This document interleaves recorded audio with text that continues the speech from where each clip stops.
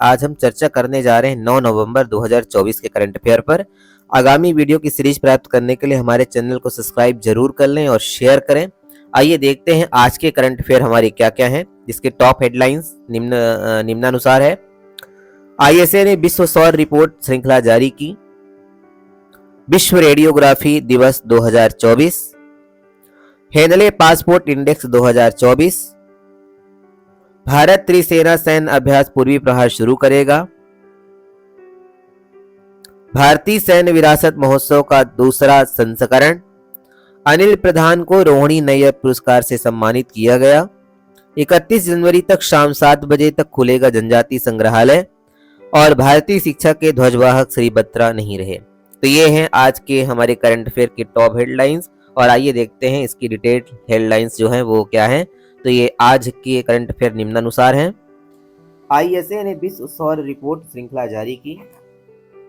ISA की 7वीं assembly ने सौर ऊर्जा पर 4 प्रमुख रिपोर्ट लॉन्च की, जिसमें बाजार की वृद्धि, निवेश के रुझान, प्रौद्योगिकी उन्नति और अफ्रीका में हरित हाइड्रोजन क्षमता को शामिल किया गया है।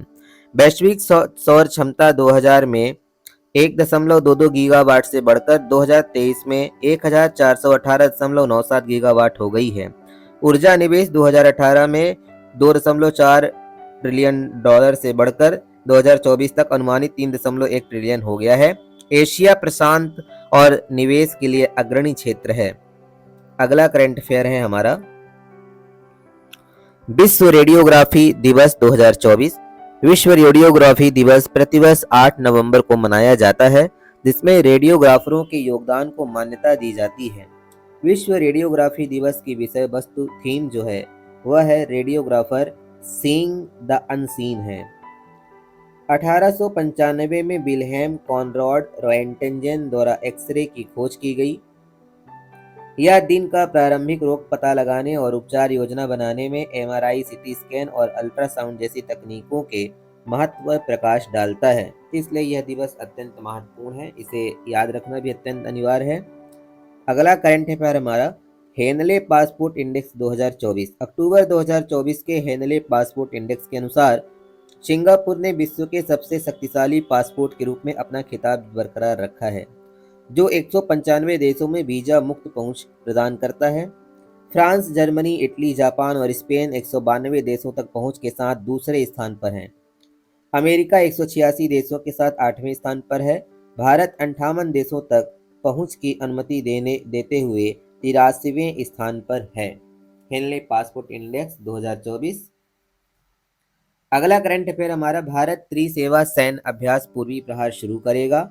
10 दिवसीय त्रिसेवा सैन्य अभ्यास पूर्वी प्रहार 8 नवंबर 2024 को शुरू होगा, जिसका उद्देश्य भारतीय सेना, नौसेना और वायुसेना के बीच तालमेल बढ़ाना है।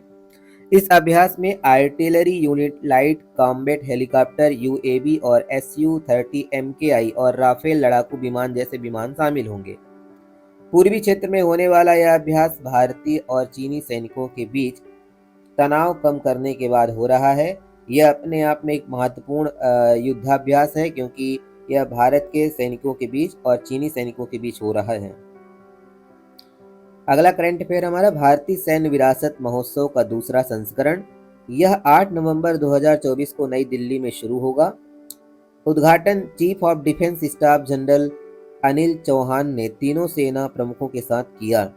शिक्षा और पर्यटन के माध्यम से भारत की सैन्य विरासत को संरक्षित करने और बढ़ावा देने के लिए सैन्य मामलों के विभाग और USI द्वारा यह पहल की गई है। इसके जो कारण हैं वह प्रमुख हैं। दिसंबर 1971 के भारत पाक वायु युद्ध का इतिहास, वीरता और सम्मान, मूक हथियार, घातक रहस्य, जैव हथियार, शस्त्र दौड़ का अनावरण इत्यादि इसमें क्रियाकलाप जो है वो शामिल हैं। अनिल प्रधान को रोहिणी नायर पुरस्कार से सम्मानित किया गया है। रोहिणी नायर पुरस्कार उन युवा नेताओं को सम्मानित करता है जो भारत में ग्रामीण विकास में उल्लेखनीय योगदान दे रहे हैं, जिनकी आयु 40 वर्ष से कम है। इस पुरस्कार की स्थापना अर्थशास्त्री और उत्तर प्रदेश में पूर्व IAS अधिकारी रोहिणी नायर की स्मृति में की गई थी, जिन्होंने भारत की योजना आयोग में सेवाएं भी दी थी। पुरस्कार में 10 लाख रुपए की नगद राशि, एक प्रशस्ति पत्र और एक ट्रॉफी शामिल है। यह पुरस्कार जो है वो इन्हें ग्रामीण समुदायों को सशक्त बनाने के लिए प्रधान का काम सर्वोत्तम तरीके से करने के लिए और पिछड़े क्षेत्रों में सकारात्मक बदलाव के लिए प्रदान किया गया है।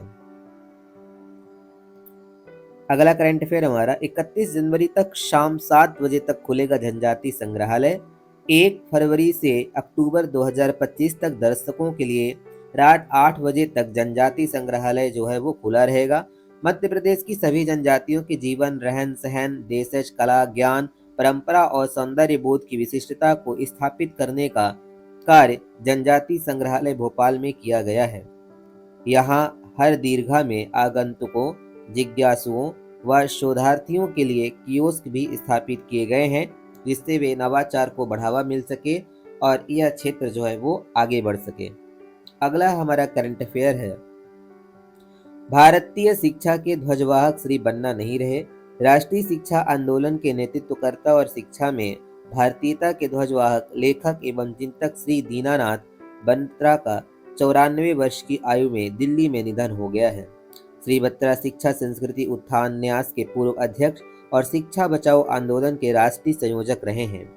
शिक्षा संस्कृति उत्थान न्यास के मध्य क्षेत्र के संयोजक एवं मध्य प्रदेश हिंदी ग्रंथ अकादमी के निदेशक श्री अशोक कड़ेल ने श्री बत्रा के निधन पर गहरा शोक व्यक्त किया है। तो ये थे आज के करंट अफेयर। आशा करते हैं आपके लिए उपयोगी होंगे। धन्यवाद।